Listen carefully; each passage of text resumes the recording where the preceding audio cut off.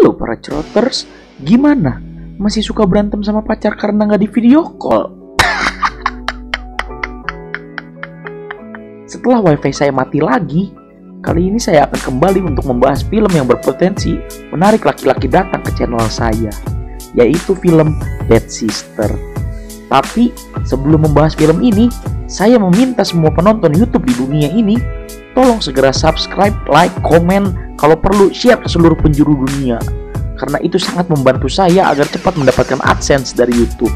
Yang tentunya kalau saya dapat AdSense dari sini, saya nggak perlu beli rokok ketengan lagi. Dan tanpa banyak basa-basi, langsung saja ke filmnya. Film diawali dengan seorang pria bernama Jason yang sedang mengcover lagu Yang dari Wali, yang dimana itu menarik sekali perhatian banyak wanita, karena selain dia tampan, dia juga berbakat seperti saya. Tapi ini juga akan menjadi awal musibah dari Jason. Singkat cerita, ketika liburan sekolah selesai, Jason dan Zoe, adiknya, kembali lagi ke sekolah dengan diantar kedua orang tuanya dan bertemu kepala sekolah bernama Suster Rebecca. Dan di sisi lain, ada seorang suster baru yang bernama Sophia sedang menunggu di ruang kepala sekolah, dan tak lama dari itu Suster Rebecca datang untuk menyambut dan menerangkan peraturan dari sekolah ini, termasuk dengan tidak boleh ada riasan. Sesudah menjelaskan peraturan itu, Suster Rebecca mengajak Suster Sophia berjalan-jalan dan tidak sengaja bertemu dengan Jason. Dan dari tatapan Suster Sophia, kita semua tahu bahwa Suster Sophia suka dengan Jason. Dan ketika sampai di kamar, Suster Sophia berperilaku aneh dengan membawa 2 koper, dan tentu saja itu sangat mencurigakan.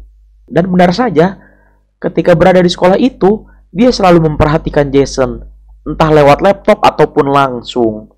Bahkan ketika berada di kelas, Suster Sophia terlihat sangat cemburu kepada Jason ketika dia didekati seorang wanita yang bernama Sarah yang memiliki bumper yang sangat menarik.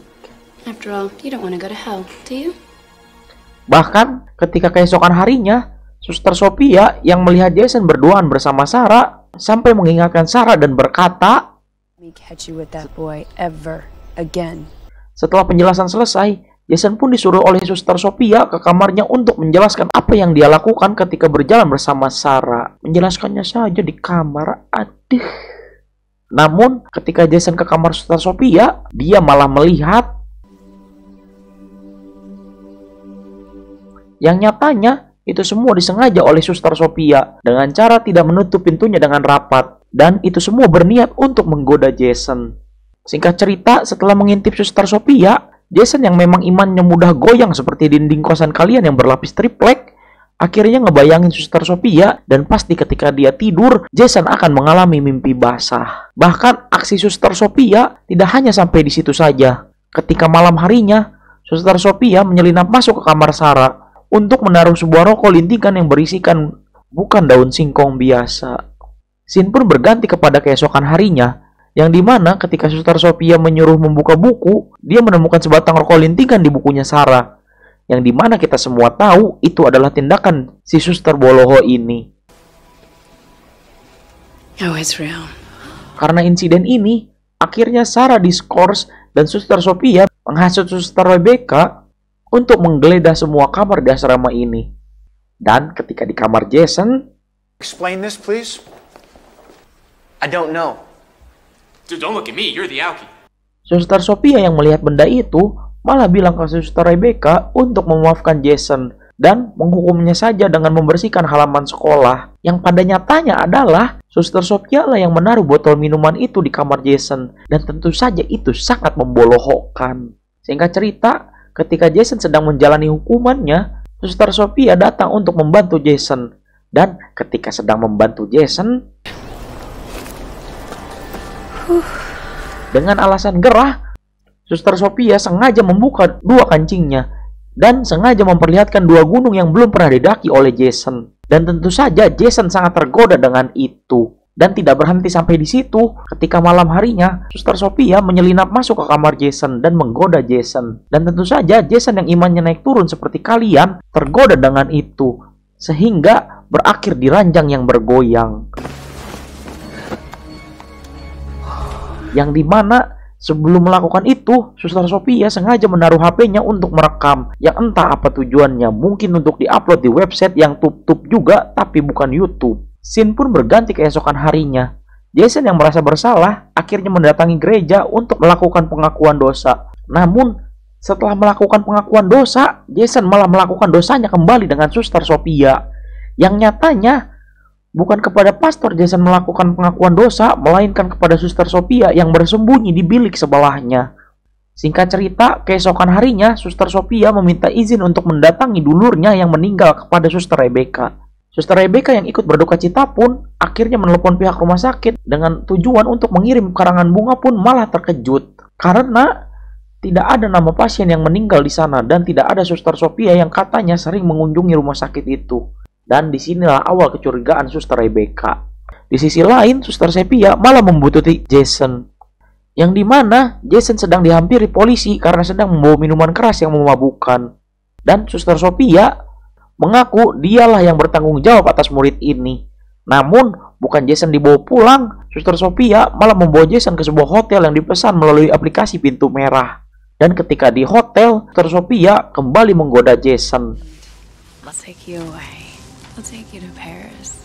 Namun, Jason yang sudah memiliki iman yang kuat, akhirnya menolak dan pergi dari hotel itu. Bukan Sophia namanya jika dia mudah menyerah. Ketika keesokan harinya, saat Jason kembali ke asramanya, dia melihat Suster Sophia tergeletak di kamarnya. Jason yang panik segera memberikan pertolongan pertama. Namun, itu semua hanya kepura-puraan layaknya seorang koruptor yang berpura-pura baik. Jason yang kesal akhirnya berniat melaporkannya. Namun, Suster Rebecca kembali mengancamnya dengan sebuah skandal yang telah mereka lakukan. Scene pun berganti ke kelas, yang dimana Suster Sophia dikejutkan dengan kedatangan Sarah si idaman pria yang telah kembali. Merasa dia memiliki saingan, akhirnya Suster Sophia merencanakan pembunuhan kepada Sarah. Singkat cerita, ketika malam harinya, Suster Sophia kembali menyelinap ke kamar Sarah dan segera membunuh Sarah dengan cara menggabruk-gabrukan kepalanya ke dinding kamar mandi dan membuat seolah-olah ini sebuah kecelakaan.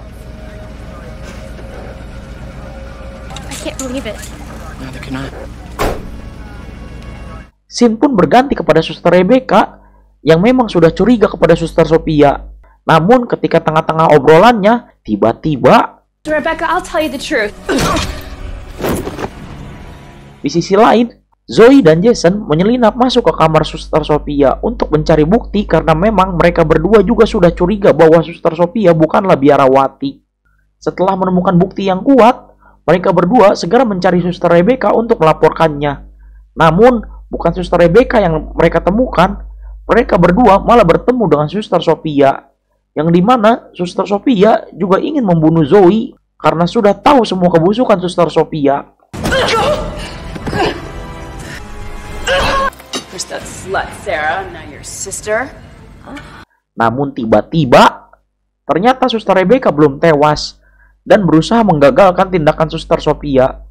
Namun karena faktor umur, Suster Rebecca dengan mudahnya dicekik oleh Suster Sophia.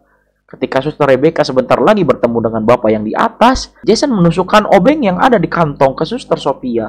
Dan ketika sebentar lagi dia bertemu dengan sang bapak yang di atas, film kembali flashback kepada Suster Sophia yang ternyata dia membunuh Suster Sophia yang asli untuk menyamar menjadi Suster Sophia. Yang tentunya untuk bisa dekat dan mendapatkan Jason yang dia kenal melalui video yang dia unggah. Dan film pun tamat. Hikmah yang bisa diambil dari film ini adalah jangan pernah menyamar jadi biarawati palsu jika tidak ingin obeng menancap di punggung kalian.